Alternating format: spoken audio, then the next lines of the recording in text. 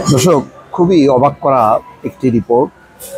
রাষ্ট্রপতি শাহাবুদ্দিনের মালয়েশিয়ায় second home, Dubai residency, দুই দেশেই তার মানে তার লম্বা সময় থাকার পারমিশন আছে।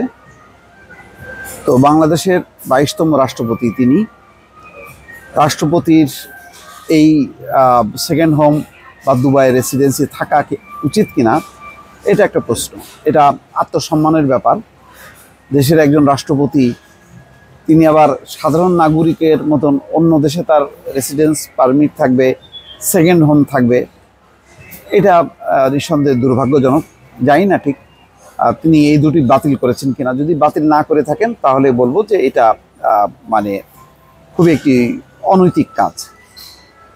কালবেলাতে রিপোর্টটি এসছে, সেই রিপোর্টটি জুলকারনাইনের সূত্র ধরে।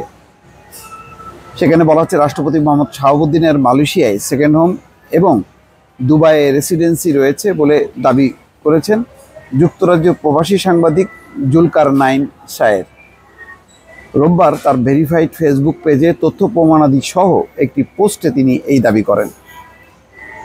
ফেসবুক পোস্টে তিনি লিখেছেন, বাংলাদেশের সেকেন্ড হোম রাষ্ট্রপতি।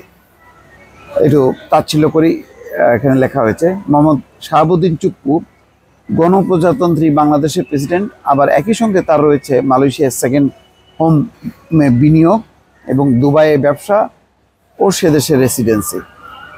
এছাড়া তার তৃতীয় আরেকটি দেশে পাসপোর্টে বিনিয়োগ রয়েছে বলেও শোনা যায়। জুলকারনাইন আরও লিখছেন, রাষ্ট্রপতি চুপ্পুর মালয়েশিয়ার সেকেন্ড হোমে 1.5 লাখ রিঙ্গিত অর্থাৎ বাংলাদেশি টাকায় 41,37,263 টাকা বিনিয়োগ এবং দুবাইয়ের কয়েকটি ব্যাংক অ্যাকাউন্টের বিস্তারিত ও ওয়ারাদ জেনারেল ট্রেডিং এলএলসি নামে দুবাই নিবন্ধিত একটি প্রতিষ্ঠানে ব্যবসায়িক বিনিয়োগের বিনিময়ে রেসিডেন্সি ভিসা পাওয়ার প্রমাণস্বরূপ বিভিন্ন কাগজপত্র হাতে এসেছে। পোস্টে বলা হচ্ছে, প্রশ্ন হলো, রাষ্ট্রপতি চুপ্পু বিদেশে এসব বিনিয়োগের কোনো অনুমতি কি আদৌ গ্রহণ করেছেন?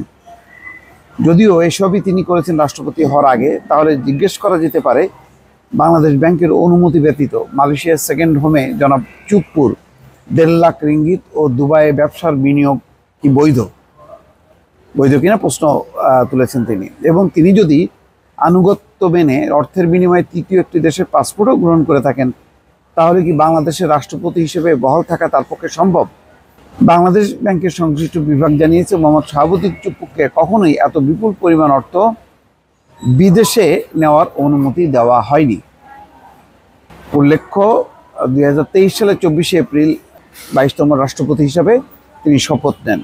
তিনি পেশায় একজন আইনজীবী এবং আওয়ামী লীগের উপদেষ্টা পরিষদের একজন সদস্য। শাহাবুদ্দিন কমিশনার হিসেবে 2011 থেকে 2016 সাল পর্যন্ত দায়িত্ব পালন করেছেন। ঠিক, এটা বেশ অস্বস্তিকর। এই খবরটা যদি সত্য হয় তাহলে এটা মানে আমাদের রাষ্ট্রের জন্য একটা অবমাননা। কেন দেশের রাষ্ট্রপতি হচ্ছে 1 নম্বর ব্যক্তি, সেই 1 নম্বর ব্যক্তির রেসিডেন্স থাকবে দুবাইয়ে, সেকেন্ড হোম থাকবে মালয়েশিয়ায়। এটি নিঃসন্দেহে একটা দৃষ্টিকটু ব্যাপার।